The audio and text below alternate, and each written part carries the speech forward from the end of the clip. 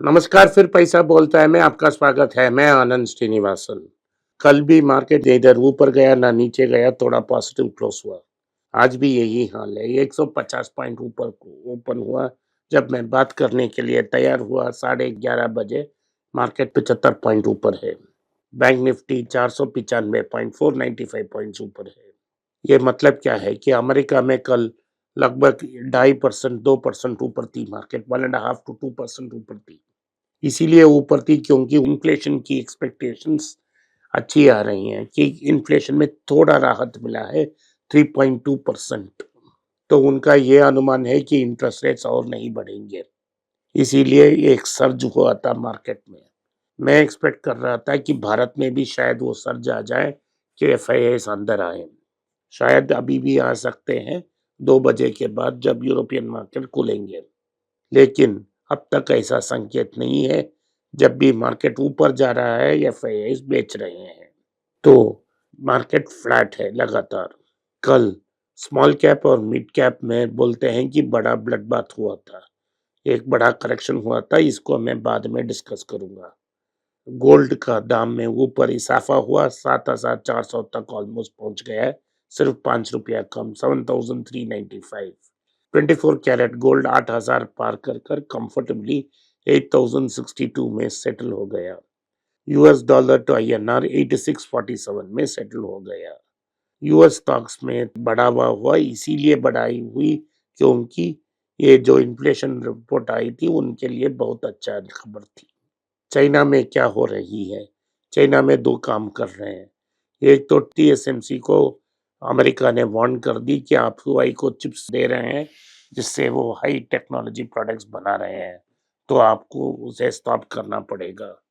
तो टीएसएमसी ने कह दिया कि हमारा जो ताइवान प्लान्स है हम अरिज़ोना को शिफ्ट कर लेंगे, अरिज़ोना से सप्लाई होगा। तो डिवाइड क्लियरली हो रही है।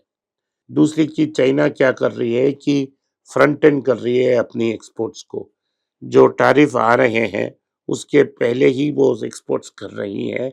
इसीलिए $1 ट्रिलियन का सरप्लस देखने को हमको मिला है।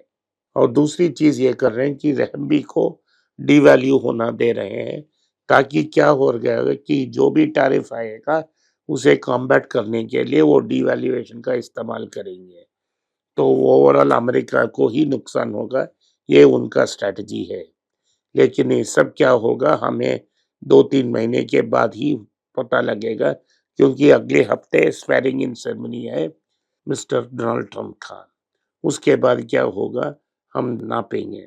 आज रुपया में थोड़ा इजाफा हुआ, 8647 8648 में है, क्योंकि आरबीआई डॉलर सप्लाई कर रही है। इसमें क्या और वीकनेस आएगी? जरूर आएगी। फरवरी में अगर मल्होत्रा ने रेट कट की तो इमीडिएटली रुपी 87 तक पहुंच सकती है। तो मार्च एंड का टारगेट मेरा 87 है। अगर वो जल्दी आ गया तो हम टारगेट को वापस एडजस्ट करेंगे। तो ये रहा सीपीआई, चाइना और रुपी का ट्रेड। हम अब आते हैं भारत के बारे में। भारत में बड़े न्यूज़ हैं आज। एक्साइड बैटरी ने 149 करोड़ इन्वेस्ट की है अपने ईवी सब्सिडरी में। वो ईवी सब्सिडरी में इसीलिए इन्वेस्ट किया है क्योंकि वो ईवी में बड़ा प्लेयर बनना चाहती है। पिछले साल ईवी सब्सिडरी में 240 करोड़ का टर्नओवर हुआ, 149 करोड़ का लॉस हुआ। ये डेट फ्री कंपनी है और कैश रिजर्व्स उनके पास बहुत ज्यादा है। तो वो मार्केट को बिल्डअप करने की कोशिश कर रहे हैं। लेकिन अब ये देर लगेगा, और ये तो हीरा का सुई है। आप इसे इस रेट में कंसिडर नहीं कर सकते हो। मैंने अनेक बार कल्याण ज्वेलर्स के बारे में बात की। हमने आईपीओ के बिलो स्टॉक को हमने कंसिडर की थी। पिछले 10 दिन से ये लगातार नीचे आ रहा है। आज भी नीचे आ रही है। तो लगभग 500 रुपया की पास आ गई है। ये पीक वैल्यू था 795। ये एक्सट्रीमली ओवर वैल्यूड स्टॉक है।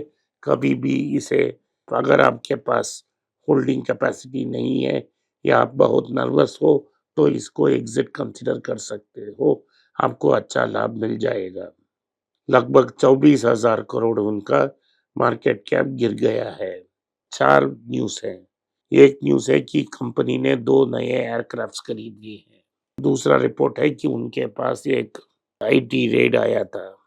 तीसरी न्यूज़ ये है कि सोना प्योर नहीं है और चौथी रिपोर्ट ये है कि वो म्यूचुअल फंड इन्वेस्टर्स को ब्राइब कर रही हैं। पहली आईटी ब्राइब के बारे में आईटी डिपार्टमेंट ने कोई कंफर्मेशन नहीं दी है।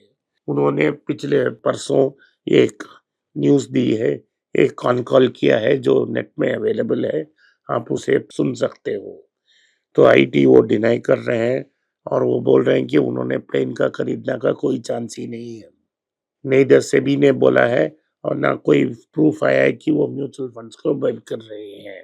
तो अभी हॉलमार्किंग कंपल्सरी है, जो भी ज्वेलरी है वो हॉलमार्क किया जाता है, तो नकली ज्वेलरी बेचना बहुत मुश्किल है। तो इन 4 कारणों में अभी कोई प्रूफ नहीं है हमें, लेकिन एक्सेस वैल्यूएशन के कारण एफपीआई और डीआईआई दोनों बेच रहे हैं। अगर आपको डर है तो आप इसे एग्जिट कंसिडर कर सकते हो। इंडसइंड बैंक में भी लगातार एफआईआई बेच रहे हैं।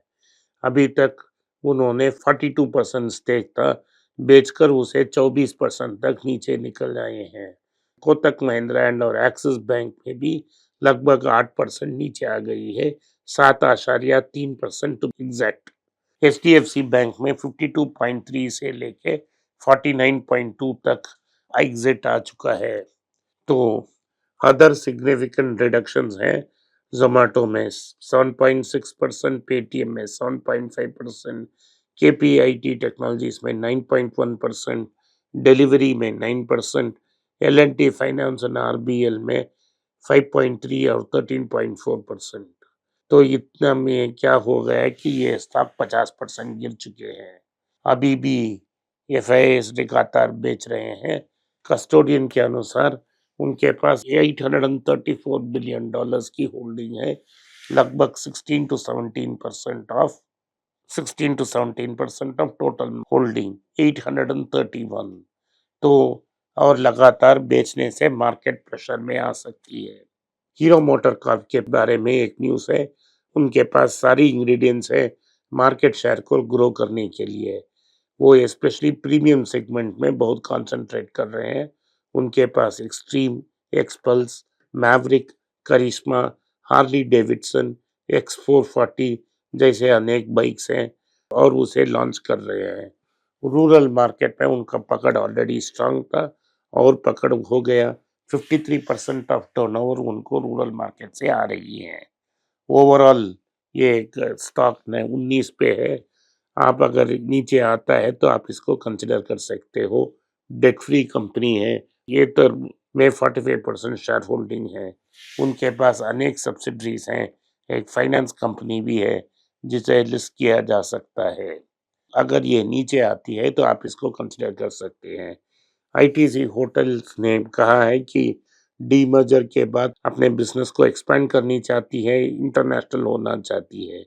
वेस्ट एशिया और नेबरहुड कंट्रीज में वो होटल्स खुलना चाहती है। आईटीसी के पास 140 होटल्स हैं और उसे बढ़कर 200 होटल तक करना चाहते हैं। उनके 13,000 रूम्स हैं जिसमें 45% ओन्ड और 55% मैनेज होटल्स हैं। एक्सपेंशन की फोकस एसेट लाइट मॉडल से होगी। ITC hotels, Fortune, mementos, story, welcome heritage और वेलकम होटल उनके ब्रांड्स हैं। पिछले 24 महीनों में 26 होटल उन्होंने खोले हैं। तो आईटीसी में मेरा एक ओपिनियन है कि प्राइसिंग स्टेबलाइज हो चुका है। 430 में आप आईटीसी कंसिडर कर सकते हो। मैंने इसे 150 से 260 में बहुत बार इसको कंसिडर करने के लिए कहा था, 2 साल पुराने। अगर आप उनको होल्ड कर रहे हैं तो क्या होगा कि आपको जब आईटीसी होटल्स लिस्ट होगा, इमीडिएटली ये बैट उसे बेचेगा, उसके बाद 100 रुपया में स्टेबल होने का चांसेस हैं। तो आपका एक्विजिशन कॉस्ट 50 से 150 तक हो सकती है। 3-4 साल की डिविडेंड अगर आप कम कर दें तो 30 से 130 तक आपका होल्डिंग कॉस्ट है। तो अगर आप पेशेंटली वेट करें, ये कंप्लीटली ज़ीरो तक जा सकती है। तो और एक न्यूज़ है, स्विगी ने एक्सपोर्ट सब्सिडरी को इनकॉर्पोरेट किया है। वो टीम्स खरीदना चाहती है, इवेंट करना चाहती है, टैलेंट मैनेजमेंट करना चाहती है। इवेंट्स को ऑर्गेनाइज करना चाहती है, ब्रॉडकास्टिंग करना चाहती है, स्पॉन्सरशिप भी राइट एक्विजिशन करना चाहती है। इससे सीधा मुझे ये याद आती है, अभी कोई कंपनी उनकी प्रॉफिट नहीं हुई है और वो दूसरे बिजनेस के लिए जा रहे हैं। वो क्या करना चाहती है, मुंबई की पिकल बॉल लीग की टीम को उन्होंने कंसिडर कर दी, उन्होंने बाई खरीदा है और इससे मेरा क्या ओपिनियन है, कोर बिजनेस ही नहीं प्रॉफिटेबल नहीं हुई है और बिजनेस एक्वायर करने से कोई फायदा नहीं। आज के लिए इतना ही। आपने इस पॉडकास्ट को सुना, इसके लिए मैं आपका आभारी हूँ। हो सके तो वीडियो को लाइक कीजिए, चैनल को सब्सक्राइब कीजिए और बेल नोटिफिकेशन दबाएं। इस वीडियो को अपने दोस्त और रिश्तेदार के पास भेजें और उनको देखने की आग्रह करें। नमस्कार, धन्यवाद, जय हिंद।